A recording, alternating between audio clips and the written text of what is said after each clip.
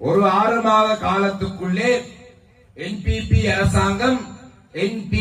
அரசாங்கம் தமிழ் மக்களுக்கு பிபி ஊதிவிட்டது. தமிழ் மக்களுக்கு இந்த என்பிபி அரசாங்கம் பிபி ஊதிவிட்டது. இதுல எந்த மாற்று கருத்தும் இல்லை. ஏன் நான் இதை சொல்கிறேன் என்று சொன்னால், மட்டக்களப்பு மாவட்டத்திலே மாத்திரம்தான் என்பிபி அரசாங்கம் தொடர்ச்சியாக தோல்விகளை கண்டு வந்தது. ஜனாதிபதி தேர்தலிலும் தோல்வி, பாராளுமன்ற தேர்தலிலும் தோல்வி. ஆனால் ஏனைய மாவட்டங்களிலே என்பிபி அரசாங்கம் வென்றது. என்பிபி அரசாங்கத்துக்கு சிங்கள மக்கள் வாக்களிக்கிறார்கள் என்று சொன்னால் அது நாங்கள் ஆச்சரியப்பட வேண்டிய எந்த அவசியமும் இல்லை.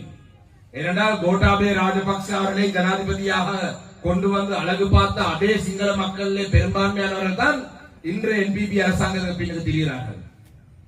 அரகணைய காலப்பகுதியிலே ஒரு குறிப்பிட்ட நபர்கள் இந்த நாட்டிலே இனவாதம் கூடாது, இந்த நாட்டிலே நாங்கள் அனைவரும் ஒரு மக்களாக வாழ வேண்டும், தமிழ் மக்களுக்கான பிரச்சனைகளுக்கு தீர்வு வழங்க வேண்டும். ஏன் கொழும்பு காலிமோத்தலிலே முள்ளிவாய்க்கால் நினைவேந்தல் செய்கிற அளவுக்கு கூட முன்னர் இருந்தாலும் கூட அவர்களுடைய அனைவரை மாத்திரமல்ல இந்த என்பிபி அரசாங்கத்துக்கு வாக்களித்தவர்கள்.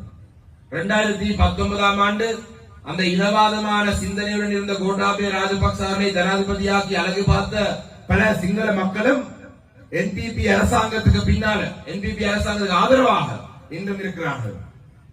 சிங்கள மக்கள் என்பிபி அரசாங்கத்துக்கு வாக்களித்ததை பற்றி நாங்கள் சந்தேகப்பட வேண்டிய அவசியம் இல்லை. இலங்கைக்குள்ளே தற்பொழுது எங்களுடைய அரசியல் அமைப்பிலே தமிழ் மக்களுக்கு அரசியல் அதிகாரத்தை கையிலே வைத்திருக்கக்கூடிய ஏதாவது ஒரு கருவியாக இருக்கக்கூடிய இந்த மாகாண சபை முறைமையாவது வந்த பொழுதும் அதை எதிர்த்து கடுமையாக போராட்டங்கள் செய்தவர்கள் தான் இந்த என்பிபி அரசாங்கத்தை சேர்ந்தவர்கள். அதனைத் தொடர்ந்து 2005ஆம் ஆண்டிலே மஹிந்த ராஜபக்ச அவர்களுடன் இணைந்து எங்களுடைய விடுதலை போராட்டத்தை முழுமையாக அளிக்கிறதுக்காக உதவி செய்தவர்கள் தான் இந்த என்பிபி அரசாங்கத்தை சேர்ந்தவர்கள்.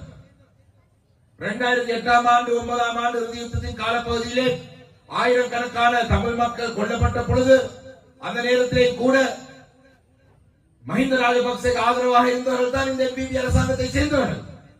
அவ்வாறான ஒரு நிலையிலே என்பிபி அரசாங்கத்துக்கு எங்களுடைய சகோதர சிங்கள மக்கள் வாக்களிக்கிறது நாங்கள் ஆச்சரியப்பட வேண்டிய அவசியம் இல்லை. ஆனால் வடக்கு கிழக்கிலே இருக்கும் தமிழ் மக்கள், தமிழ் பேசும் மக்கள், மலையத்தில் இருக்கும் தமிழ் உறவுகளும் இந்த என்பிபி அரசாங்கத்துக்காக ஏன் வாக்களித்தார்கள் என்றதை மீண்டும் மீண்டும் மீண்டும் சிந்திக்க வேண்டும். நான் இதுக்கு முன்பாக பேசிய எங்களுடைய நாவிதங்களில் இருந்த வேட்பாளர் அறிமுக கூட்டத்தை இந்த விடுதலை சொல்லியிருந்தேன். நாங்கள் கடந்த பாராளுமன்ற தேர்தலில் 34,000 சொச்சம் வாக்குகள் தான் எங்களுடைய கட்சிக்கு வந்திருந்தது. 1,05,000 வாக்கு